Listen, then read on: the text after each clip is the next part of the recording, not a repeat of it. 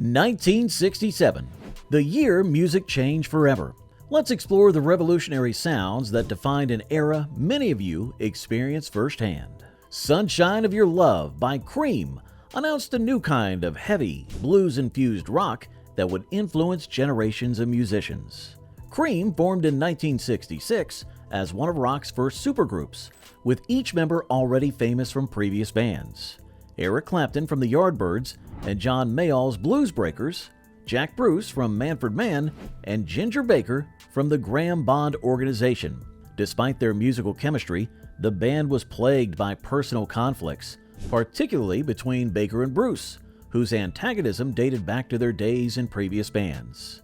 Baker once reportedly pulled a knife on Bruce during a Graham Bond Organization concert, and their feud continued until Bruce's death in 2014. Released on the album Disraeli Gears in 1967, Sunshine of Your Love featured one of rock's most recognizable riffs, which Bruce claimed came to him after watching Jimi Hendrix perform. The song was written during an all-night session after the band had been to a Hendrix concert. Though they were initially a blues band, their sound evolved into something much heavier and more experimental. Cream's concerts became famous for extended improvisations and powerful volume levels.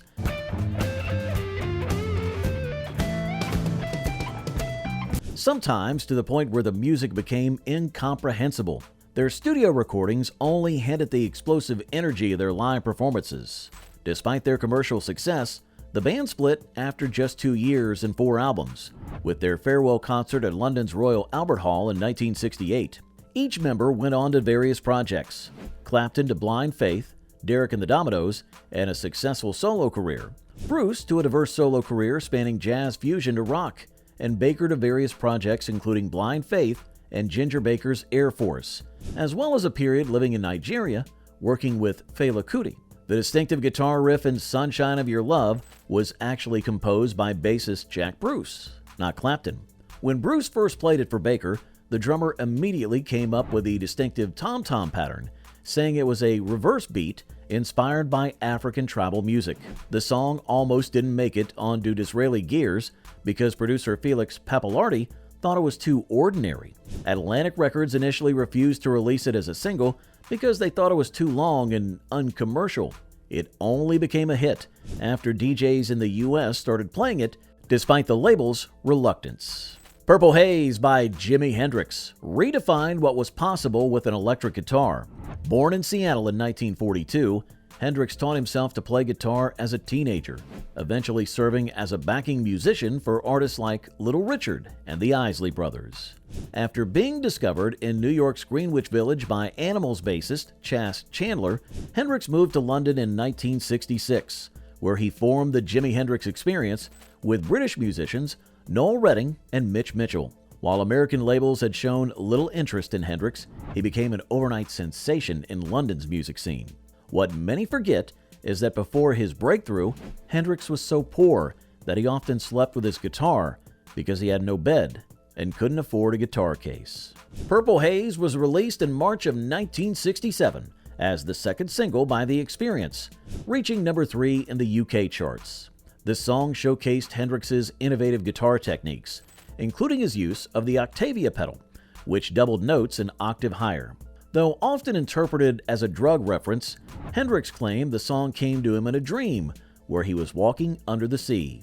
The recording of Purple Haze involved multiple overdubs, with Hendrix layering several guitar tracks to achieve its unique sound. Despite his short career, spanning just 4 years before his death from drug-related complications in 1970, at the age of 27, Hendrix revolutionized electric guitar playing and recording techniques, influencing countless musicians across all genres. His estate continues to release archival recordings, as Hendrix was constantly recording both in studios and on portable equipment in hotel rooms and backstage areas. Contrary to popular belief, the line, "Excuse me while I kiss the sky," was not misheard, and was never, "Excuse me while I kiss this guy." Excuse me while I kiss the sky. Hendrix was aware of the misinterpretation and occasionally sang the incorrect version or pointed to band member Noel Redding when singing the line as a joke during performances. The song was written on December 26, 1966, the day after Christmas, in the dressing room of a London club called Upper Clumber Lodge. Hendrix initially wrote the lyrics on a napkin. The famous guitar intro uses an interval known as the Devil's Interval, or tritone, which was once forbidden in medieval church music for supposedly evoking the devil. Light My Fire by The Doors broke all the rules of radio-friendly music in 1967, yet somehow became one of the year's defining hits. The Doors formed in 1965 after a chance encounter between Jim Morrison and Ray Manzarek on Venice Beach, California. Morrison had been writing poetry but never performed music before meeting Manzarek. The band's name came from Aldous Huxley's book, The Doors of Perception, which itself referenced a William Blake quote, "If the doors of perception were cleansed, everything would appear to man as it is, infinite." Their dark, brooding sound and Morrison's unpredictable stage presence made them controversial from the start, with many venues refusing to book them after Morrison allegedly exposed himself at a 1969 Miami concert, though many witnesses later denied this actually happened. Light My Fire wasn't even written primarily by Morrison, but by guitarist Robbie Krieger. It was the first song Krieger ever wrote, and it catapulted the band to stardom after being released as a single in June of 1967. The album version ran for over 7 minutes, but for radio play, it was cut down to under 3 minutes, a decision the band reluctantly accepted. When they performed on The Ed Sullivan Show, they were asked to change the line, "Girl, we couldn't get much higher," because of drug implications. Girl, we couldn't get much higher. Morrison agreed, then deliberately sang the original lyrics on live television, causing Sullivan to refuse them a handshake and cancel their 6 planned future appearances. Following Morrison's death in Paris in 1971, at the age of 27, the remaining members continued for 2 more albums before disbanding. Manzarek and Krieger occasionally reunited for Doors-themed shows until Manzarek's death in 2013, while drummer John Densmore has been protective of the band's legacy, even suing his former bandmates over using the Doors name without him. The instrumental section of Light My Fire was heavily inspired by John Coltrane's version of My Favorite Things. During recording sessions, producer Paul Rothschild made the band perform the song about 20 times in a row to get the perfect take, an exhausting process that almost caused the band to quit. When they finally nailed it, Morrison was so tired he went home, which is why most of the extended instrumental section features no vocals. The single version cut out most of Manzarek's and Krieger's solos, which the band members never forgave their label for doing. I'd love to hear your memories of these songs. Were you at any of these concerts? Did you first hear these tracks on the radio or at a friend's house? Drop your stories in the comments below, hit that like button, and subscribe to journey through more musical eras together. Your experiences are part of music history too.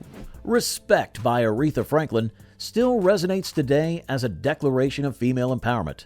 But when it first hit the airwaves in 1967, it wasn't just a song, it was a revelation. Franklin began her career singing gospel at the New Bethel Baptist Church in Detroit, where her father was a minister.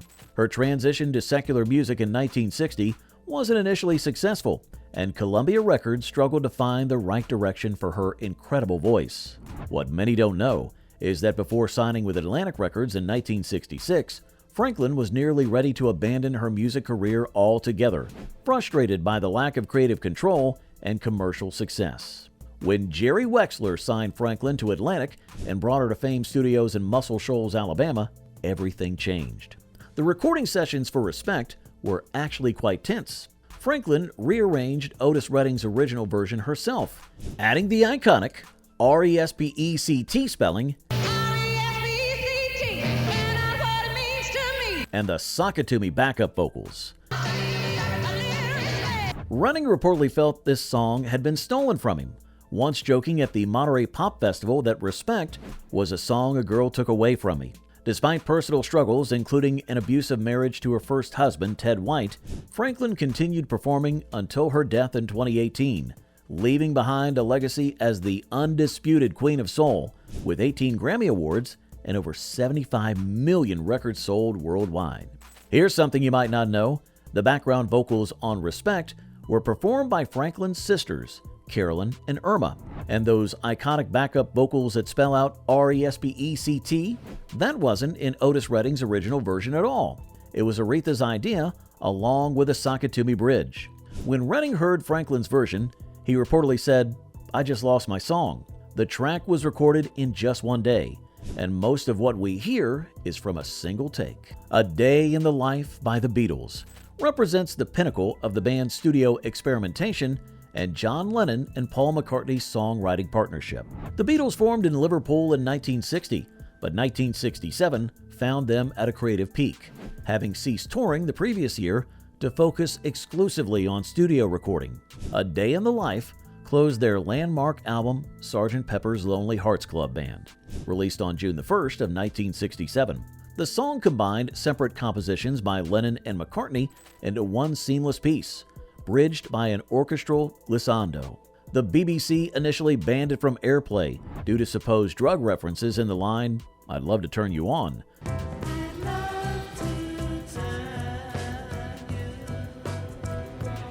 Though the band denied this interpretation, what many critics miss is that beneath its experimental surface, A Day in the Life is essentially a commentary on class division in British society, contrasting mundane news items with deeper questions about meaning and reality.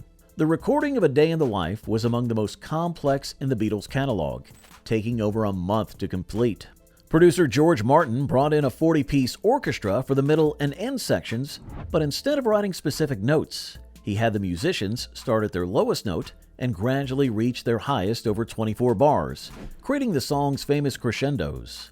The final E major piano chord was struck simultaneously on multiple pianos by John, Paul, Ringo, and producer George Martin, then engineered to sustain for over 40 seconds.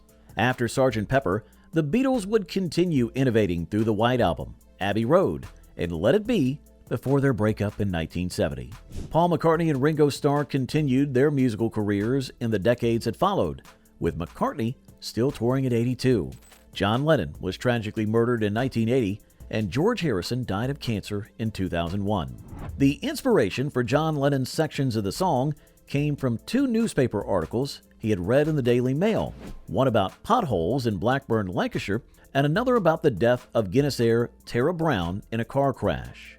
The line, 4,000 holes in Blackburn, Lancashire, is an exact quote from the first article. 4,000 holes in Blackburn, Lancashire.